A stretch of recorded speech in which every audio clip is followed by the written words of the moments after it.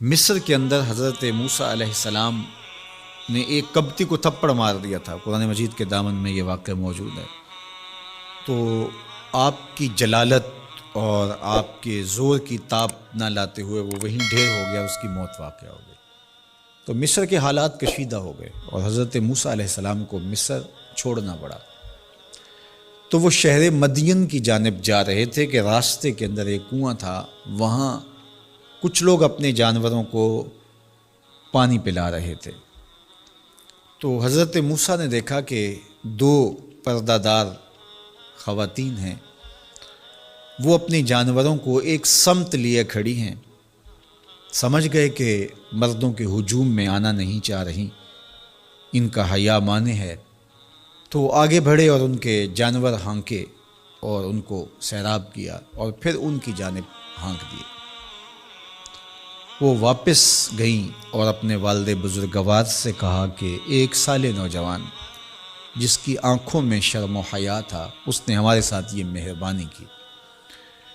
تو ان کے والد گرامی نے کہا کہ جاؤ اس کو بلا کے لاؤ۔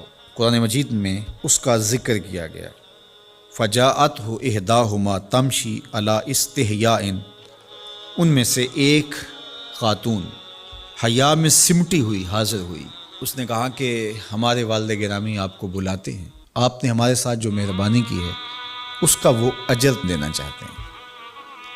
تو حضرت موسیٰ علیہ السلام ان کے ساتھ چلے گئے، اور جب گئے تو یہ گھر تھا حضرت شعیب علیہ السلام کا، اور یہ صاحبزادیاں حضرت شعیب علیہ السلام کی تھیں۔ تو اس خاتون کا شرم و حیا کے ماحول میں حضرت موسیٰ علیہ السلام کو یہ کہنا اور چل کے اس انداز سے آنا، قرآن نے اس کی حکایت بیان کی ہے۔ تو خدا کو پسند ہے کوئی خاتون حیا کے ماحول میں آئے تو اللہ اس کی آمد کو اور اس کے آنے کو قرآن کا عنوان بنا دیتا ہے، اور قرآن کی حکایت بنا دیتا ہے کہ جو خاتون حیا کے جوہر کی مالکہ ہو وہ اللہ کو کتنی اچھی لگتی ہے۔ اللہ اکبر۔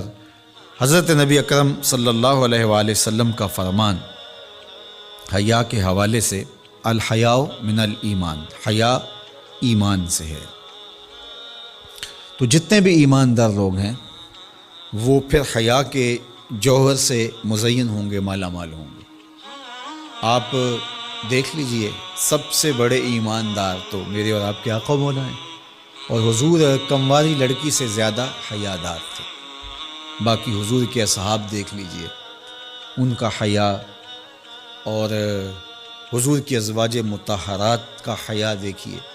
ام المومنین حضرت عائشہ رضی اللہ تعالی عنہا فرماتی ہیں کہ حضور کا جب وصال ہوا اور حضور میرے حجرے میں دفن ہوئے، تو میں جب حضور کی قبر انور پہ جاتی تو معمولی چادر اوڑھ کے چلی جاتی، اس خیال سے کہ میرے شوہر ہیں۔ پھر حضرت ابوبکر صدیق رضی اللہ تعالیٰ عنہ کا وصال ہوا تو وہ بھی ساتھ دفن ہو گئے، تو میں پھر بھی اسی حالت میں جاتی، اور میں سوچتی کہ ایک میرا شوہر ہے اور دوسرا میرا والد ہے۔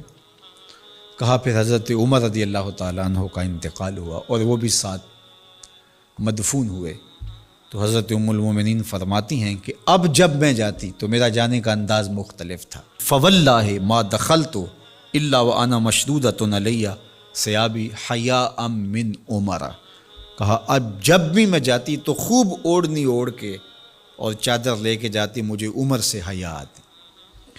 یہ ام المومنین کا انداز زندگی ہے۔ مخدرات اسلام کو اس سے سیکھنا چاہیے۔ جو قبر میں دفن ہیں ان سے بھی یہ حیا کریں، جو مومنوں کی ماں بھی لگتی ہیں۔ اور آج یہ دلائل دیے جائیں کہ پردہ تو جناب دل کا ہوتا ہے، چہرے کا پردہ تو نہیں ہے۔ باقی کسی کو اپنی آنکھ میں شرم پیدا کرنی چاہیے۔ عورت کو کیا ضرورت ہے کہ وہ اپنے آپ کو ڈھانپ کے رکھے؟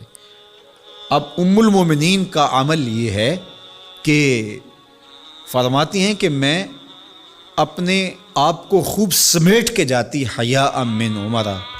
عمر قبر میں ہیں لیکن ام المومنین فرماتی ہیں مجھے پھر بھی حیا آتی۔ اور حضرت سیدہ طیبہ طاہرہ حضرت فاطمہ الزہرا رضی اللہ تعالی عنہا نے کہا کہ عورت کے لیے بہترین پردہ یہ ہے کہ اس کو کوئی غیر مرد نہ دیکھے اور وہ غیر مرد کو نہ دیکھے۔ تو جب یہ ہمارا دین ہمیں سکھاتا ہے اور حیا کا یہ سبق دیتا ہے، بڑوں سے حیا کرنے کی تلقین کی گئی، اللہ سے حیا کرنے کی، اس کے رسول سے حیا کرنے کی تلقین کی گئی۔ صحابہ فرماتے ہیں بعض اوقات ہم کچھ پوچھنا چاہتے ہوتے تھے اور حضور کے حیا کی وجہ سے ہم ایک عرصہ تک وہ بات نہیں پوچھ پاتے تھے۔ آج دادا کے سامنے بچے جس طرح بات کرتے ہیں اور جس طرح بچوں سے حیا کا جوہر ختم ہو گیا ہے اور اس کو وہ تہذیب نو کا کرشمہ سمجھتے ہیں اور جدید دور کی کرامت سمجھتے ہیں، یہ دور جدید کی کرامت نہیں ہے، یہ جاہلیت ہے۔ بڑوں کا احترام اور بڑوں کی عزت یہ زندگی کا جم